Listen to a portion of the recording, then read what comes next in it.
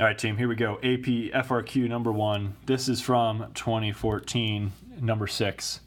Heads up, number 6, almost every BC exam has a Taylor series question as FRQ number 6. So we're getting ready right now for May 14th. Get ready, here we go. Let f be the function given by this, and let p of x be the third degree Taylor polynomial for f about x equals 0. About x equals 0, that's telling me c equals 0. Here's my function. Third degree means I need to get up to the third degree term, so therefore I will need the third derivative at c. Here we go. Going to need a toolbox. I have f of x, f prime of x, f double prime of x, because I'm trying to find this, f triple prime of x. You know how to take these derivatives. Here we go. Original sign of 5x plus pi over 4. Take the derivative of that, I get 5 cosine of 5x plus pi over 4. Take the derivative of that, I get negative 25 sine plus pi over 4. Take the derivative of that, and I get negative 125 cosine of 5x plus pi over 4. Third derivative, need the third degree. Now we got to evaluate these at c. So f of 0, f prime of 0, f double prime of 0, f triple prime of 0. A lot of steps, make them quick though. Here we go. F of 0, that'd be sine of pi over 4. I know that's root 2 over 2. This, I have a coefficient of 5. Hold that in the front. Cosine of pi over 4, that's also root 2 over 2. Next one. Keep the coefficient negative 25. Sine of pi over 4, that's root 2 over 2. Next one. Keep the coefficient negative 1 over 25. Cosine pi over 4, that's also root 2 over 2. I've got these pieces. Now I got to build the third degree Taylor polynomial. So here we go. P sub 3 of x, or you could just call it P of x because they told you it's the third degree, is going to be equal to f of 0 plus f prime of 0 times x plus f double prime of 0 over 2 factorial times x squared plus f triple prime of 0 over 3 factorial times x to the third. Now I just got to substitute for those different pieces, so here we go. That would be p sub 3 of x equals root 2 over 2 plus 5 root 2 over 2 times x plus 5 root 2 over 2, don't forget the factorial, times 2, x squared, plus third derivative, negative 125 root 2 over 2, don't forget the factorial, 3 factorial x to the third.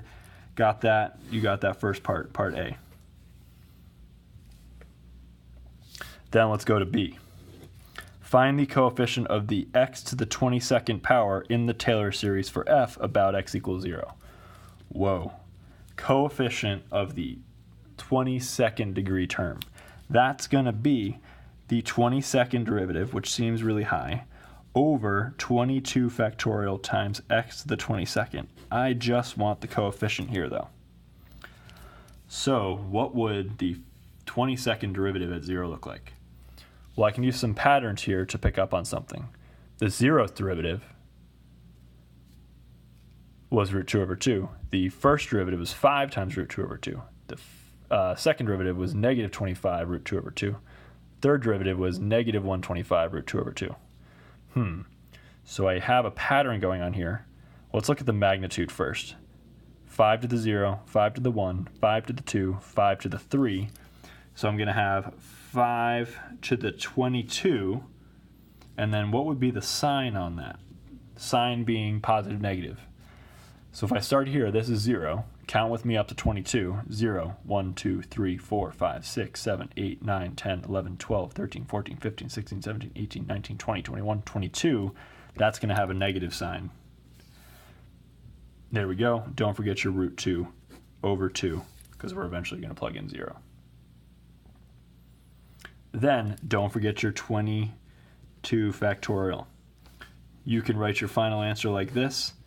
That's correct. Make sure you got that. Not so bad when you break it down. All right, let's move to the next page, finding part C. I have to flip back and forth for part C because it builds off that previous part. I see use the Lagrange error bound to show that this is true. So let's write down our Lagrange error-bound formula. That would be f of 1 over 10 minus p sub 3, which is the third degree that I have on the previous side, of 1 over 10 is less than or equal to the max of the fourth derivative at c over 4 factorial times 1 over 10 minus 0 raised to the fourth power. So I'm trying to show that this value here is in fact less than 1 over 100. So let's do that. What is the maximum of the fourth derivative? Well, if I think back to the previous page, the worst value of the fourth derivative would be whatever the coefficient of the next term is. So that would be positive 625, and it's absolute valued, so I can do 625 right here. Over 4 factorial, that's 24, times 1 over 10 to the fourth. If I simplify things, this would be some very large number, which I need to come back to my calculator for, but we will see that this is in fact less than 1 over 100. I'll make sure I post that in the key so you can check that. This should be which would get us that answer. So on to the final part, part D. Let g be the function given here. Write the third degree Taylor polynomial for g about x equals 0.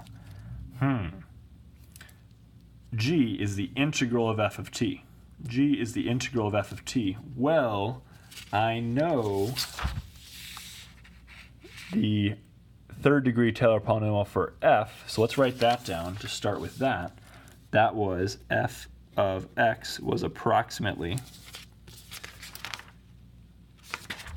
square root 2 over 2 plus 5 square root 2 over 2 times x to the 1 plus or minus 25 root 2 over 2 times, and if I want the third degree Taylor polynomial, when I take the antiderivative of this, that would get me the third degree. So then if I want g of x, which is the integral f of t dt, this would be root 2 over 2 times x plus 5 root 2 over 2 times 2x squared plus 25 root 2 over 3 times that 2 x to the third. That would be your third degree Taylor polynomial for g. Answer's there. If you got stuck, that's okay. Rewind, make those smaller circles so you can do this quickly on the test on Thursday. See you in the next video for FRQ number 2. See you then.